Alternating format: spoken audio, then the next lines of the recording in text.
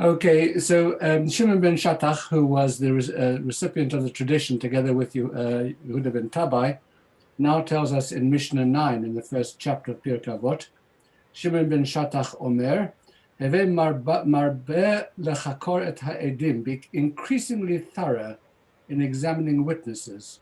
Heve zahir b'devarecha, and be very careful with your words when you're speaking to interrogating witnesses.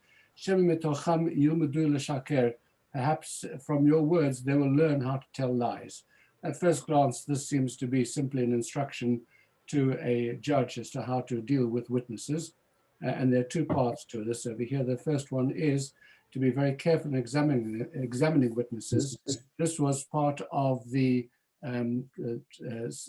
tradition that when judges would, for example, interrogate the witnesses who had come to declare that there was a new moon, and to declare the new moon each month, they would ask them over and over and over again the same questions in lots of different ways.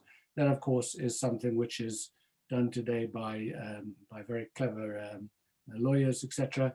They put the same question 100 different ways in the hope of catching out the inconsistencies in the witnesses' reports, etc. So you don't just ask one question, you ask again and again and again, and you try to befuddle the witnesses in order to make sure that you're getting the correct answers. That's the first part of it. The second, about being careful, lest that from your words they learn to lie. This is the warning against leading questions. It's very easy by intonation or by suggestion, even by body language, to suggest to a witness the kind of answer that you're looking for. And a very astute judge will be listening out for this when he hears the lawyers doing their cross-witnessing. They're cross whatever. And they'll be saying that's a leading question, you need to withdraw it, etc., because that's the way in which you get people to say the things you want them to say. And so that's the second part of this mission over here, that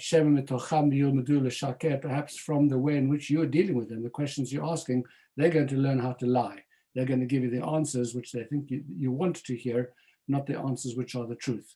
That's the simple way to read this Mishnah, but in fact, this Mishnah is also telling us something entirely different that pertains not just to lawyers and judges in the court of law and the treatment of witnesses, but something of a much more personal nature, which we shall look at on the next occasion.